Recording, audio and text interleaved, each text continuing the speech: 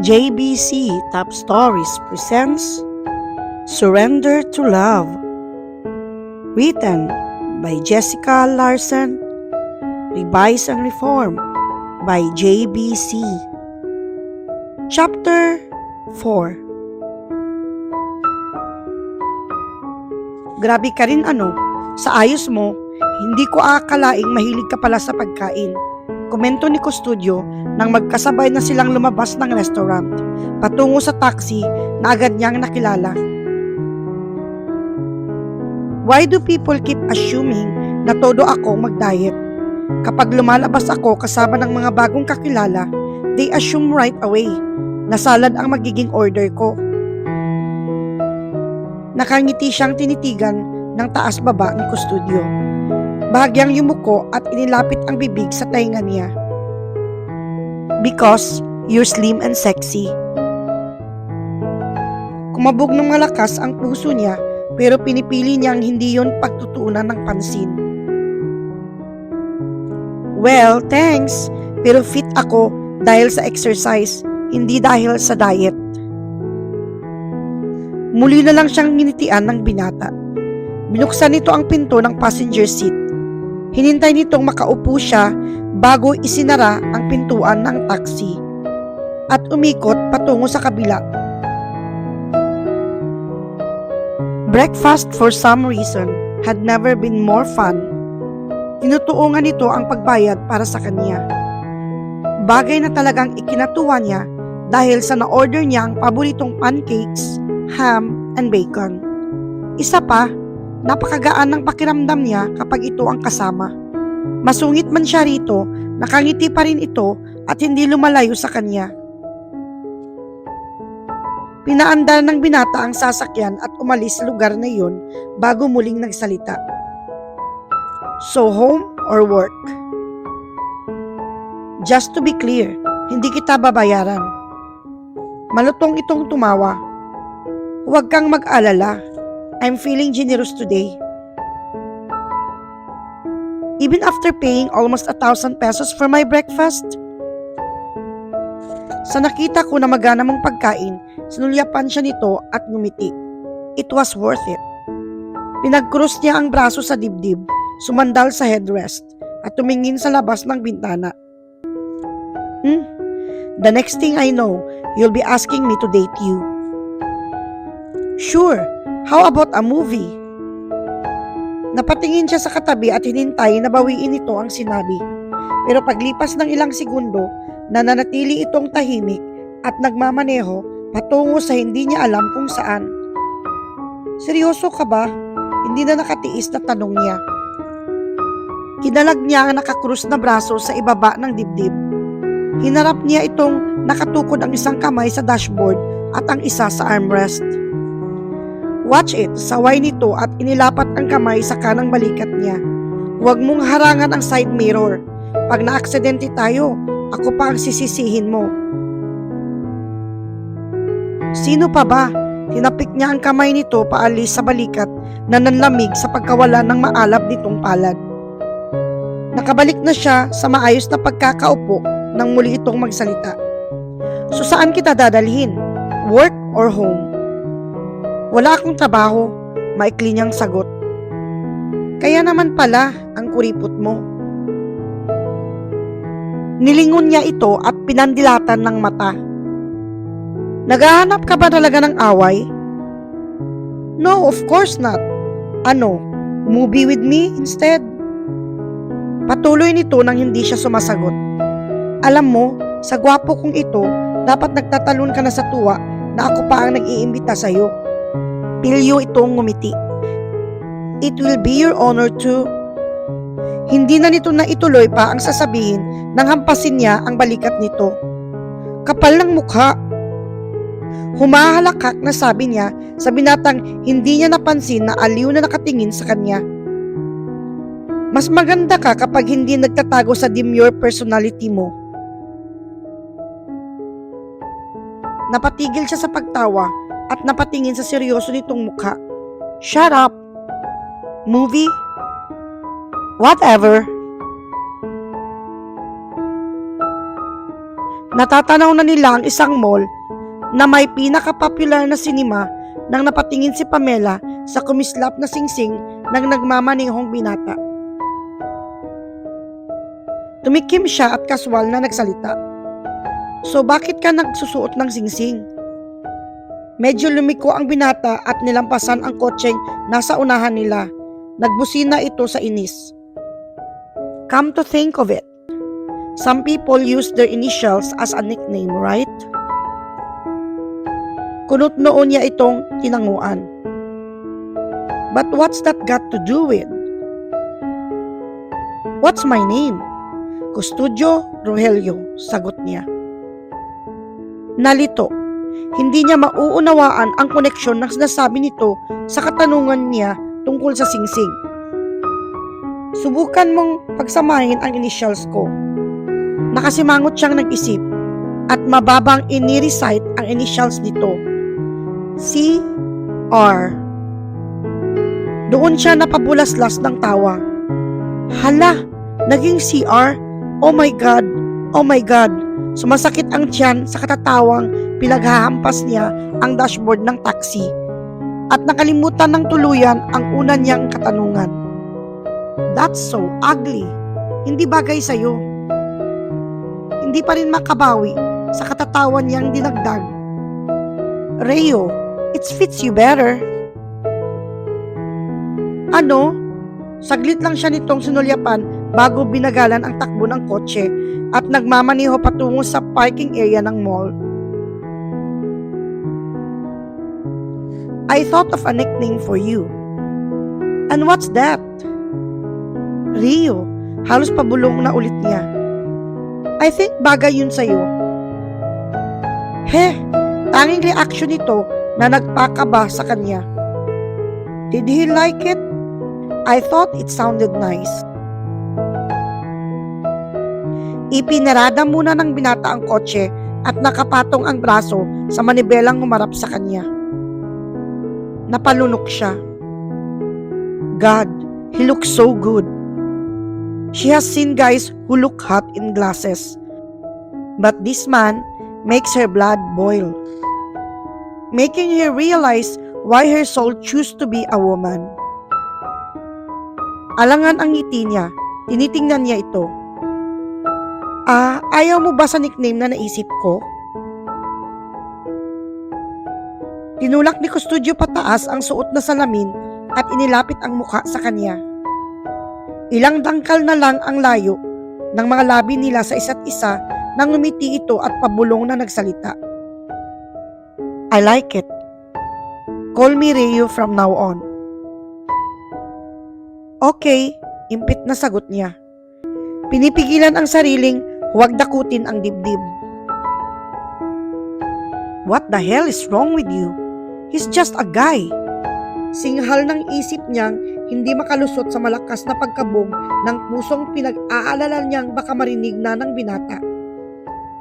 Kaya ganoon na lang ang luwag ng paghinga niya nang bumalik ito sa tuwid na pagkaupo at pinatay ang makina ng sasakyan. Lumabas sila ng kotse at naglalakad na papasok sa theater ng mall. Nakangiti siyang nilingon ni Reo. What? Tikwas ang mga labing tanong niya.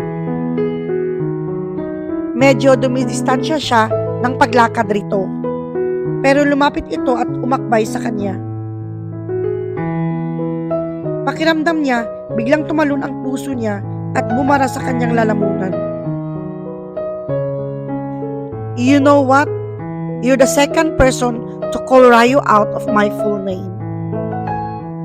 Second, tumingin siya sa binata at agad ding napayuko nang magtagpo ang mga mata nila. Yes, inalis nito ang pagkakaakbay sa kanya nang muntikan na niyang pigilin. Ang unang taong tumatawag sa akin ng ganyang palayaw, ang Espanyol kong lolo. Alam mo ba ang kahulugan ng Rio in Spanish? Nope, wala akong alam na Spanish maliban sa atras abante at sa mga katagang nakasali sa wika natin. Tinaasan niya ito ng kilay at nakapamayuwang na tinanong, ano ba ang meaning ng Rio? River, tumalikod ito sa kanya at hinarap ang babae sa loob ng ticket booth at bumili ng ticket para sa hindi niya alam kung anong pelikula. Hindi na rin siya interesado pang malaman for the moment. She simply wanted to be with him. Bumili sila ng popcorn at pumasok sa loob ng sinima kasabay ng ibang excited audience. Relax siyang nakaupo sa tabi ni Rio at naghintay sa pagsimula ng film. Subalit, ganoon na lamang ang pagsusumigaw niya nang unang nagpakita sa big screen ang isang babaeng nakalutang sa hangin. Sa gulat, naihagis niya sa babaeng nakaupo sa unahan niya ang hawak niyang popcorn. "Hoy, ano ba?" Singhal nito kasama ng iba pang nagagalit na manunood. Humingi ng paumanhin si Rio sa mga ito, pero pagkatapos noon, pinagtawanan siya nito. Batok ang inabot ni Rio sa kanya. But her suffering didn't end there. She spent the entire duration of the movie gripping Rio's arm while closing and opening her mouth with occasional screams and even more anger from the other audience. Nanginginig ang mga tuhod ni Pamela nang lumabas sila sa sinihan ni Rio. Nakakapit siya sa braso nito habang patuloy niya itong pinapagalitan sa hindi nito pagbibigay ng babala sa kanya. "This is all your fault. Ang dami tuloy nagalit sa akin." "Don't be mad. Akala ko okay lang sa'yo yun. Kasi hindi ka nagreklamo nung binili ko ang tickets." "Hindi ko alam na horror film ang palabas," singhal niya. At matamis ng ngumiti sa lumampas ng mga tao na kakunot ang noo sa kanya. She glared at Rio. "Malay ko bang magpapalabas lang ng horror sa araw? Dapat panggabi lang yun." Tinawanan lang siya ni Rio at inakbayan. "Come on, let's go. Have an ice cream, okay?" Natahimik siya. Sa hindi maipaliwanag na dahilan, nagawa siya nitong pakalmahin.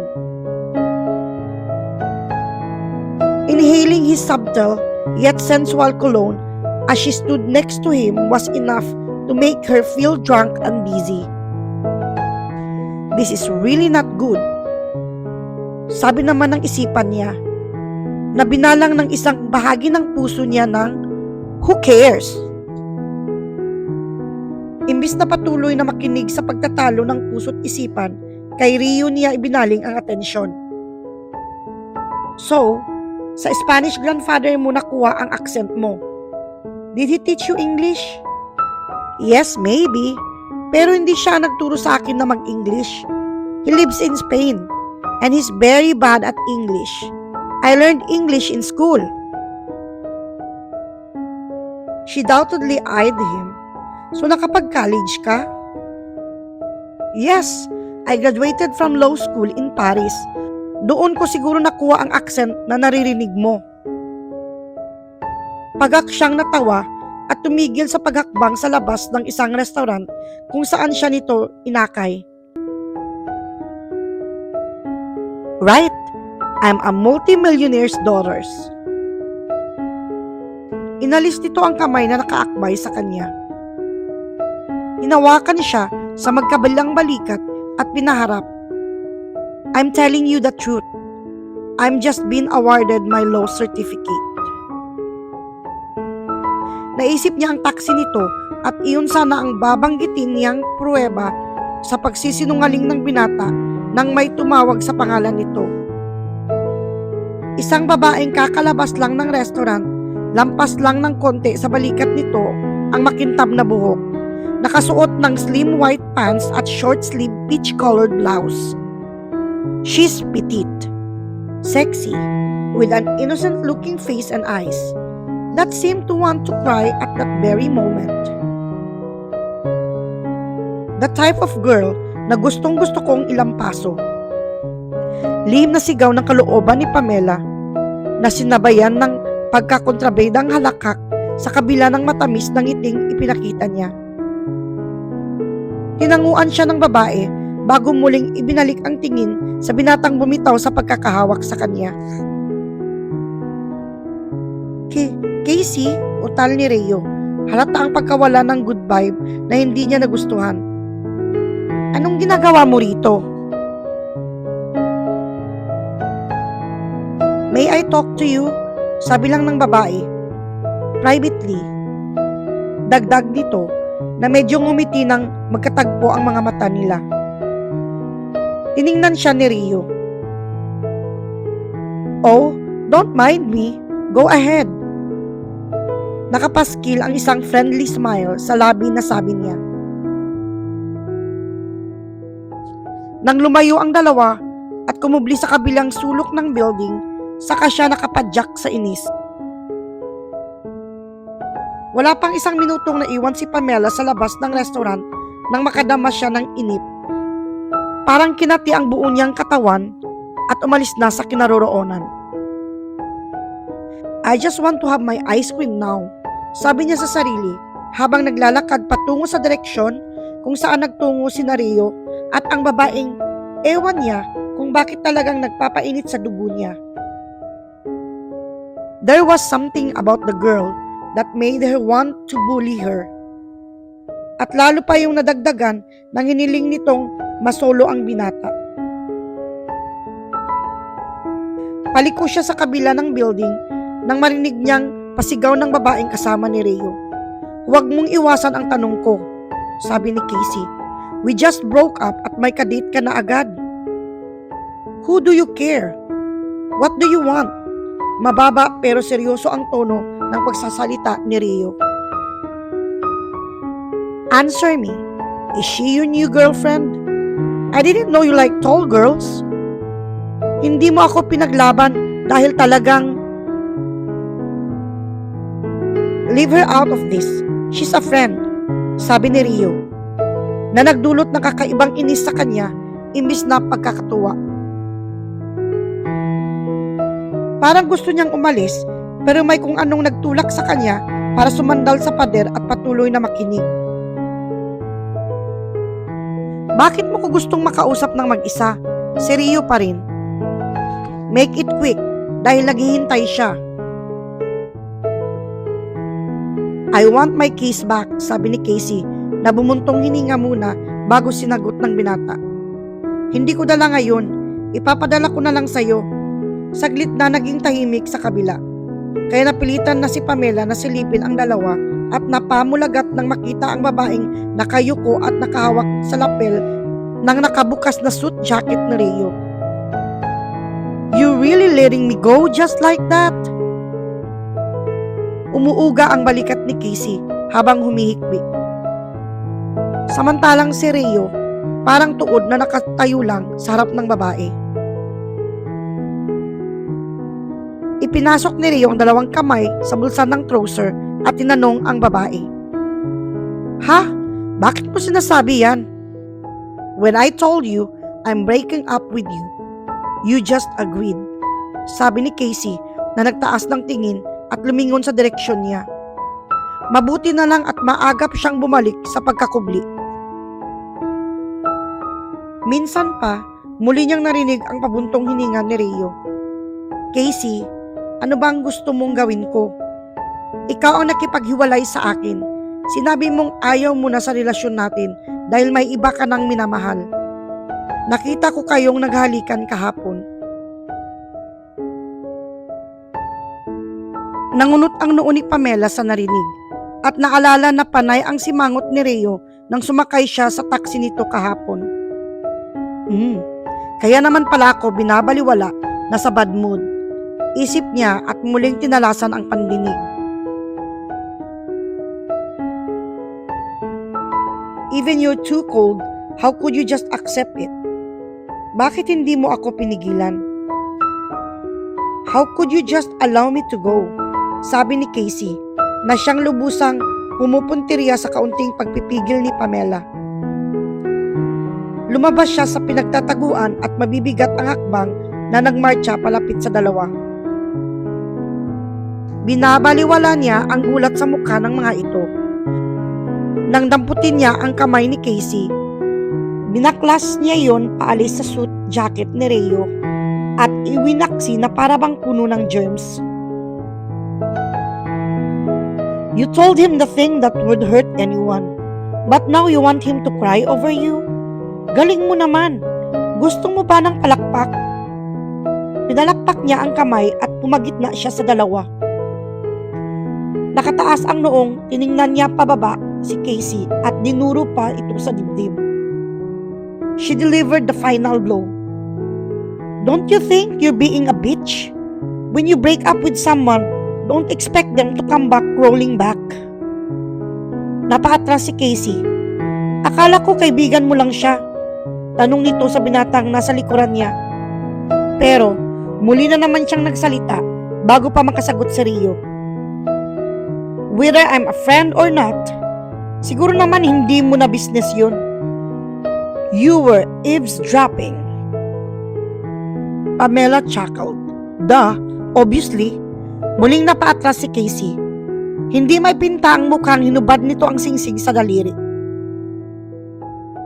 Here, you can have that back too. Hinagis nito ang singsing na tumama sa noo ni Pamela bago pa siya makaiwas. Hawak-hawak ang noo niyang pinulot ang singsing. Nagtatagis ang ngipin niya nang tumingin siya sa palayong si Casey. That hurts you, bitch! Sigaw niya at habulin sanang babae nang hawakan siya ni Rio. I don't think you want to make a scene here. Bulong nito at noon lang niya napansin ang nakikiusyosong mga pares ng matang nakatingin sa kanila. Uuwi na ako. I don't feel like having an ice cream anymore. Mabilis na naglakad palayo. It was so unlike her to lose her temper like that. Tumingin siya sa binatang sumabay sa kanya at binilisan pa ang hakbang halos patakbo na. I forgot to stay away from him. He's a jinx in my life. To be continued in chapter 5. Thanks for listening.